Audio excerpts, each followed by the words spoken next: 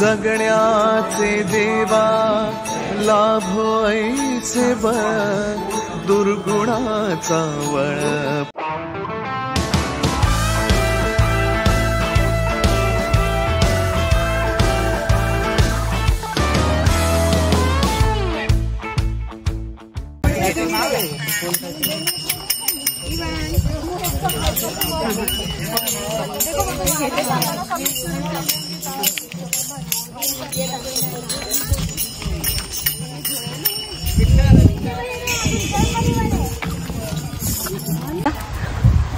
मनोजची येण्याची वाट बघत होती मी, कारण की ड्रोन घ्यायला गेले होते मनोज।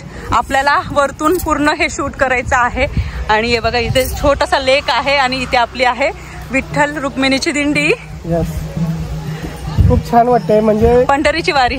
आपल्याला असं युरोपमध्ये असं वाटतं की सगळे मराठी लोक जवळ आहेत आणि आपण पंढरपूरमध्येच आहेत। हो ना, डोक्यावर टिका, सर्वांनी बघा आपले व्हाईट कुर्ते आणि टाळ घेतलेली आहे, सर्व फुगड्या घातल्या, खूप खूप छान वाटतं। जगण्याचे देवा लाभो ऐसे बळ दुर्गुणाचा वळ पहावेना। जगण्याचे देवा लाभो ऐसे बळ दुर्गुणाचा बळ पहावेना।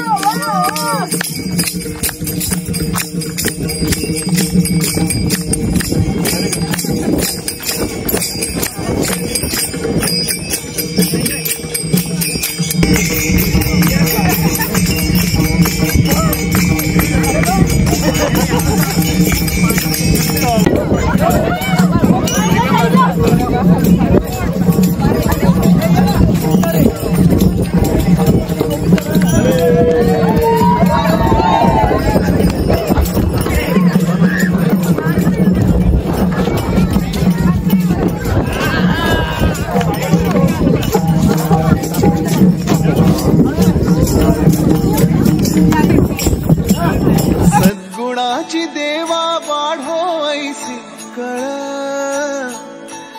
मरणाची झळ साहवेना जगण्याचे देवा लाभो ऐसे बळ दुर्गुणाचा बळ पहावेना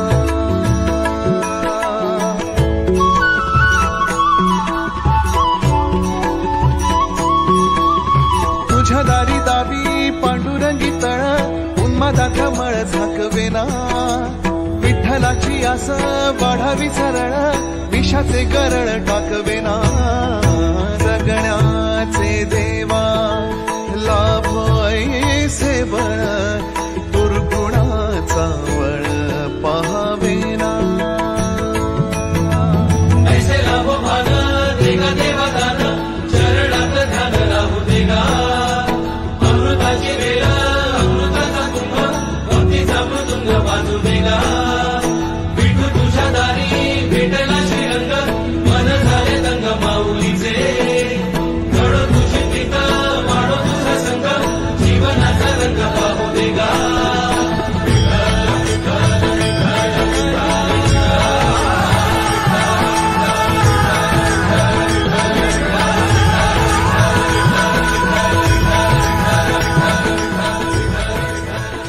थोडा वेळ आम्ही गाडीमध्ये येऊन बसलो कारण की परिबेलाला तहान पण लागली होती आणि मी साबुदाण्याची खिचडी बनवून आणली होती सकाळीच. तर म्हटलं थोडं थोडं खाऊन घ्या कारण की अजून प्रसाद वगैरे मिळणार ना, त्याला उशीर आहे.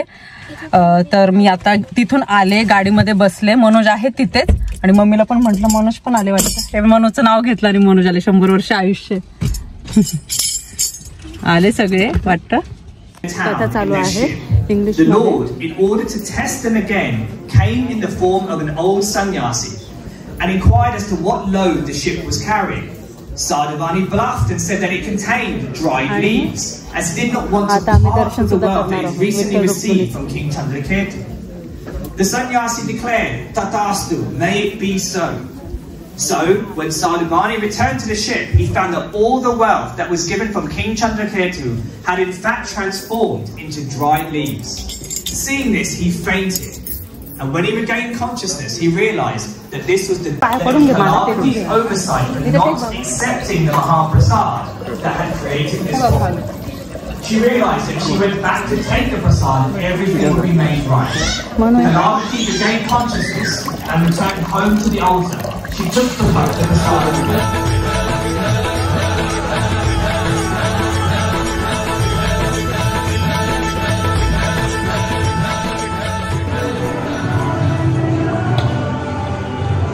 प्रसाद आहे.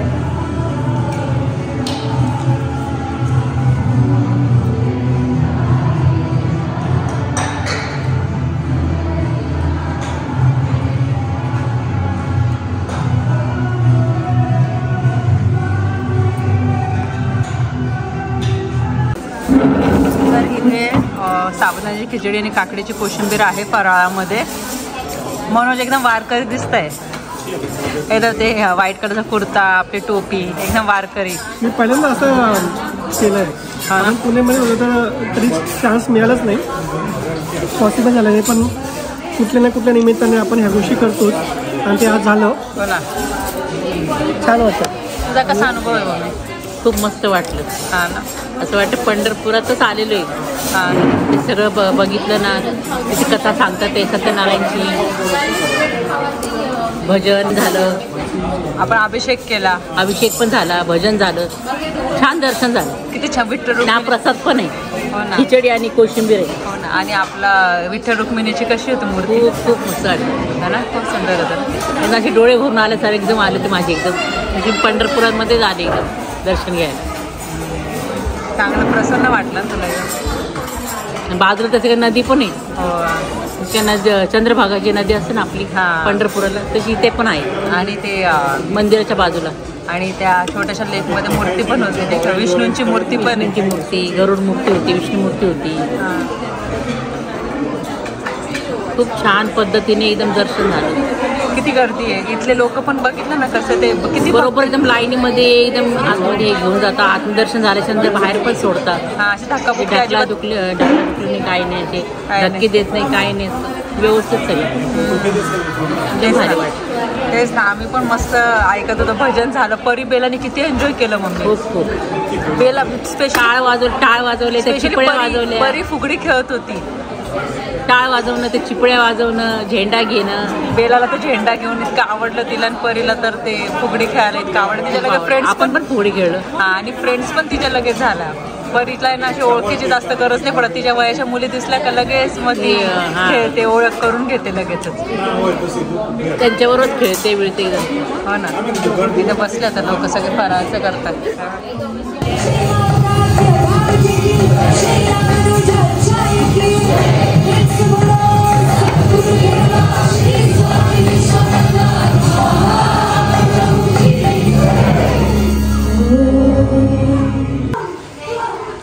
ॲक्च्युली आता पाऊस थांबलेला आहे, पण सकाळपासून पाऊस चालू झाला होता. म्हणजे दिंडी संपली आणि त्यानंतर मग पाऊस कंटिन्यू पडत होता. आणि हा बघा छोटासा लेक आहे, खूप सुंदर आहे. इथे सुद्धा सिटिंग अरेंजमेंट आहे. काही जर्मनी बर्लिनमधले हे सगळे लोक आहे ॲक्च्युली, आपले जे मराठी मंडळाचे आहे ना. आणि आपले मराठी लोक बर्लिनवरनं आले होते, 60 लोक होते. आणि हळू आता ते बर्लिनला परत जात आहे. आणि इथून बर्लिनला जायला 6 तास लागतात. आणि काल तर सॅटर्डेला खूप जास्त गर्दी होती आणि आज तरी कमी लोक. आम्ही आता थोडंसं या साईडला आलो आहोत आणि मंदिर त्या साईडला आहे. तर तुम्हाला माहिती, पाण्याच्या मध्यभागी शेषनागांची मूर्ती आहे. तर आपल्याला ड्रोन शॉट घ्यायचा आहे. आम्ही 1 तासापूर्वी आलो होतो तेव्हा खूप जास्त पाऊस होता, पण मग तेव्हा पॉसिबल नाही झाला. पण आता पण हलकासा पाऊस येतोय, तर आत्ता पॉसिबल होतंय, तर आम्ही पटकन घेतो. 5-10 मिनिटात झालं तरी पण चालेल. ठीक आहे, चालेल ना. हो, तर तिकडे समोर आज आहे ती मूर्ती, आपण घेऊया पटकन.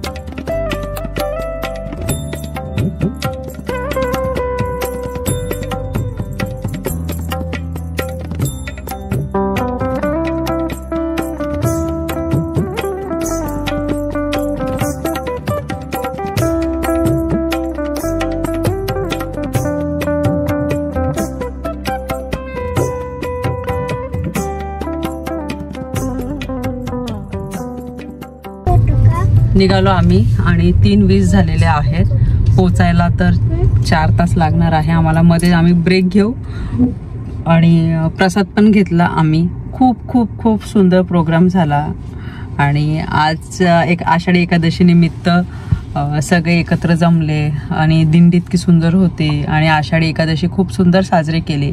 ॲक्च्युली शनिवार रविवार असे 2 दिवस प्रोग्राम होते. तर आम्ही बाकीच्यांशी बोलत होते ना, तर त्यांनी सांगितलं का सॅटर्डेला ॲक्च्युली खूप जास्त गर्दी होती आणि अशाच प्रकारे मग भजन वगैरे मग सगळ्यांनी सेलिब्रेट केलं सर्व. पर मंदिरात सर्व भजन वगैरे चालू होतं, आरती चालू होती.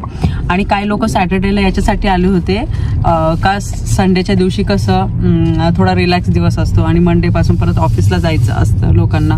त्यामुळे काय लोक शनिवारी आले आणि रविवारी लगेच निघून गेले किंवा शनिवारी रात्री लगेच निघून गेले. पण बर्लिनचे जे आता आपले मराठी लोक आले होते ना, तर ते सॅटर्डेला आले आणि 1 डे स्टे होता. मग आज थांबले, पूर्ण सगळं आषाढी एकादशी साजरी केली. आणि आत्ता आम्ही निघालो 5 मिनिटं अगोदर ते लोक निघाले. सगळ्यांशी ओळख झाली. भरपूर लोक अगोदरपासून व्हिडिओज बघत होते. तर आपले यूट्यूब फॅमिली मेंबर्स पण आज खूप भेटले. ते तेच म्हणत होते आम्ही व्हिडिओ बघतो नेहमी. तर त्यांना पण भेटून छान वाटलं मला. आणि दरवेळेस पॉसिबलच होतं असं नाही, कारण की 4.5 तासाचा प्रवास आहे. पण यावेळेस ना आवर्जून यायचं होतं आम्हाला, कारण की विठ्ठल रुक्मिणीचं मंदिर आहे आणि आषाढी एकादशी आहे. तर त्यानिमित्ताने आम्ही ठरवलं का इथे जाऊ. स्पेशली मम्मी आहे इथे तर मम्मीला घेऊन जाऊ. आणि मम्मीला खरंच तुम्ही बघितलं, मम्मीला एकदम छान वाटलं, प्रसन्न वाटलं. आणि मम्मी हे पण बोलली तुम्हाला का पंढरपूरलाच आहोत सर्व. आणि खूप लोक होते, म्हणजे आपले मराठी लोक होते, त्याच्या व्यतिरिक्त दुसरे पण आपले भारतीय लोक होते. त्यानंतर मग इथले जे लोक आहे जे मंदिर वगैरे बघतात, पूजा वगैरे डेली करतात, तर ते लोक पण खूप होते. म्हणजे पूर्ण मंदिर भरलं होतं. आणि आरती ऑलमोस्ट 1.5-2 तास चालू होती कंटिन्यू आरती. मग त्याच्यानंतर मग बाकीचे जे मंत्र वगैरे असतात देवाचे ते. आणि मग आम्ही तर आतमध्ये होतोच. त्याच्यानंतर परत मग वेगळा प्रसाद, मग साबुदाणे खिचडी आणि ते फराळासाठी ते पण होतं.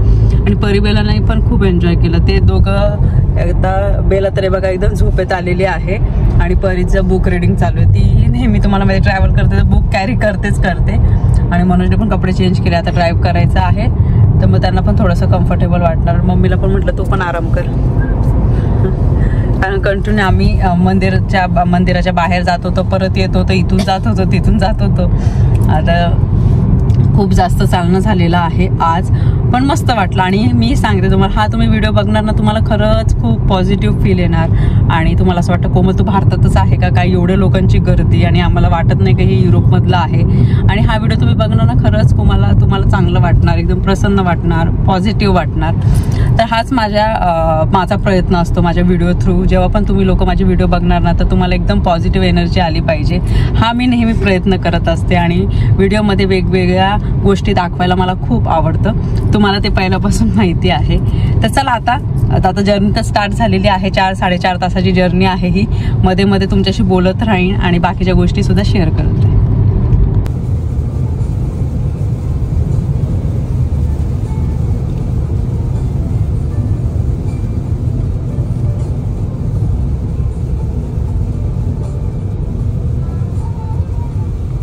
घरी जस्ट पोचलो 4.5 तासाचा प्रवास करून.